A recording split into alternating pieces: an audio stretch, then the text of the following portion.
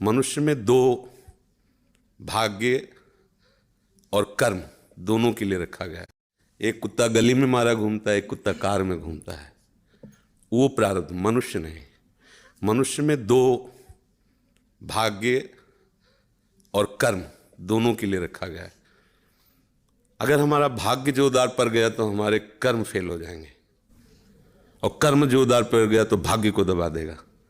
ये फाइनल का मनुष्य जन्म है।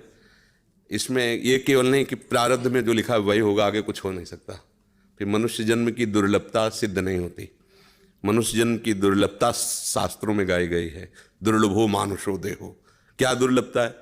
अब हमारे प्रारब्ध में लिखा है कि दुख ही भोगना है, लेकिन आपने निश्चय किया सत्संग सुन करके कि सर्व सामर्थ्यशाली भगवान और भगवान का नाम सब कुछ कर सकता है।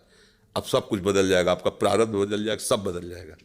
जैसे मार्कंडे नाम के एक ऋषि थे, तो उनके पिताजी बहुत बड़े ज्योतिषाचार्य ब्रह्म ऋषि थे। तो जो ही वो पैदा हुए तो कुंडली बनाई, तो उसमें लिखा था 5 वर्ष की आयु। बड़े चिंतित हुए, क्योंकि बड़ी तपस्या के बाद ऐसा पुत्र हुआ और 5 वर्ष जिएगा। प्रारब्ध 5 वर्ष का था। तो उनका मनुष्य जन्म केवल प्रारब्ध के अधीन नहीं है, उपाय के भी अधीन है। कर्म का मतलब उपाय भी करें हम उसका। तो उन्होंने विचार किया कि इस प्रारब्ध को केवल भगवान या भगवान का कोई प्रेमी महात्मा ही बदल सकता है, दूसरा कोई नहीं। तो जैसे जैसे वो सयाने होते गए, एक एक दिन वो नोट करते, पिता है, जब थोड़ा सा 3-4 के बीच की अवस्था है तो उनका, बेटा मेरी एक बात माना करो, ये गंगा के किनारे जितने भी कोई ऋषि महात्मा संत दिखा, सबको साष्टांग प्रणाम करो। अब वो बालक थे, अब संतों को प्रणाम करने की उन्होंने, क्योंकि जानते थे कि संतों की कृपा दृष्टि पड़ जाए तो प्रारब्ध का नाश हो सकता है। अब गुप्त रूप से सनक सनंदन सनातन सनत कुमार भी विचरण ही करते रहते, तो मार्कंडी जी सबको प्रणाम करते थे। तो सब करुणा भरी, भगवान तुम पर दया करें। बच्चा जैसे कोई आप सब प्रणाम करो तो उतना हृदय नहीं, लेकिन अगर छोटा बच्चा तो एकदम उसकी तरफ दृष्टि जाएगी, राधा राधा राधा राधा। एक छोटा बच्चा है, प्रणाम कर रहा है 3-3.5 वर्ष का, तो वो सब संत, और वो चुपचाप बैठ करके देखा करते थे उनके पिता कि किसी ऐसे महापुरुष का आगमन हो जो सृष्टि पर शासन करने की सामर्थ्य रखता हो, तभी प्रारब्ध बदल सकता है। छोटी मोटी तपस्या वाले से प्रारब्ध थोड़ी बढ़ता है। उन्होंने देखा ये चारों तो कुमार हैं, सनक सनंदन सनातन सनत कुमार, जो साष्टांग किया तो वो एकदम, वो भी 5 वर्ष की अवस्था में रहते हैं हर समय। उन्होंने कहा चिरंजीवी भव।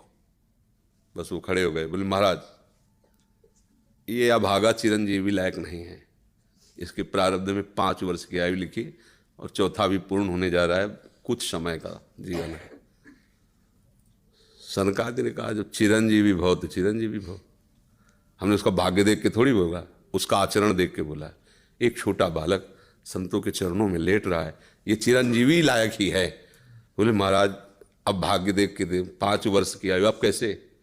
तो उनका, हम वो तिथि वो तारीख तुम निकालना, और उस तारीख को हम भी आएंगे भगवान शंकर के मंदिर में, भगवान शंकर के लिंग को ऐसे गले लगवा के बैठालना, हम भी वहीं रहेंगे, देखते हैं कैसे मृत्यु ले जाएगी इस बालक को।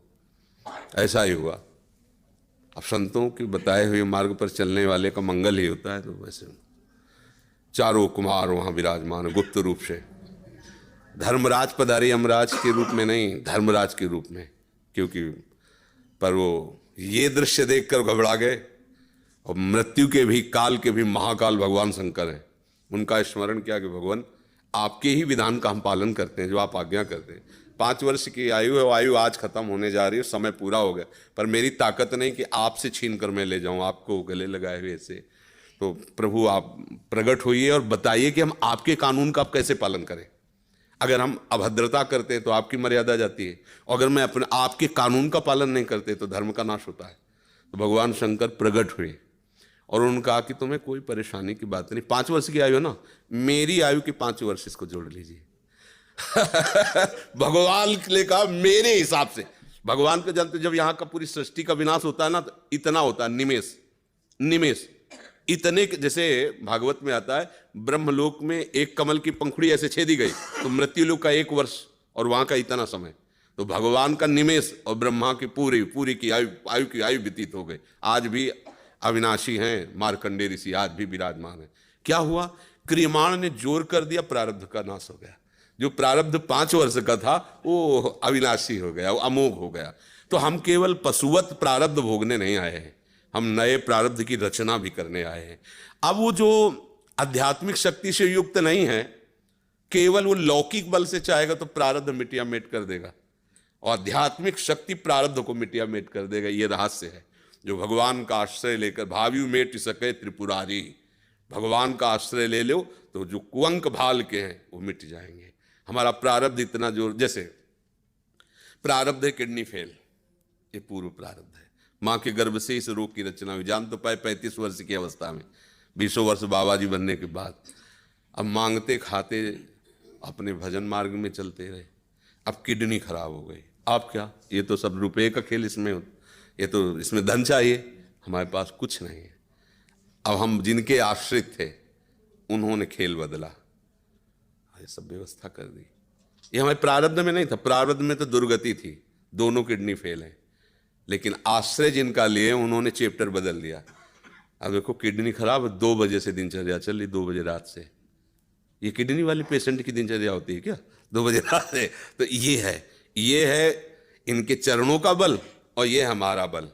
हमारे बुरे कर्मों का फल हमको मिल रहा है, और उनके आश्रित हैं, तो ऐसे हमारा जीवन कट रहा है, ऐसे गोद में लिए काट रहे हैं। तो हम केवल प्रारब्ध के ही अधीन नहीं, हम कोई पशु नहीं है, मनुष्य जन्म में मिला है।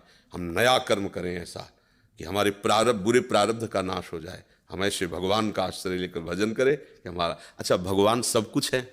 जैसे आपको धन चाहिए तो लक्ष्मीपति है, यश चाहिए तो पुण्य श्लोक है, उन्हीं की कीर्ति से समस्त शास्त्र भरे हुए। जो चाहिए, रूपवान, गुणवान, धनवान, वैभववान, वो सबके समुद्र हैं, उनका आश्रय ले लो, सब कुछ हो जाएगा। अब अगर केवल धन पर लक्ष्य रखोगे, वो भगवान का आश्रय नहीं लिया, तो बुरे कर्मों से भी तुम नहीं बच पाओगे। अब उपाय ये करना चाहिए कि हमारे नए कर्म ऐसे बलवान होने चाहिए कि जो बुराइयां हमसे पीछे हुई वो हमें परास्त न कर पाए। अगर हम यश चाहने की कोशिश करें तो भगवान का नाम कीर्तन करें, गुण और संयम से रहें, सबको सुख पहुंचाएं, अपने आप यश होगा।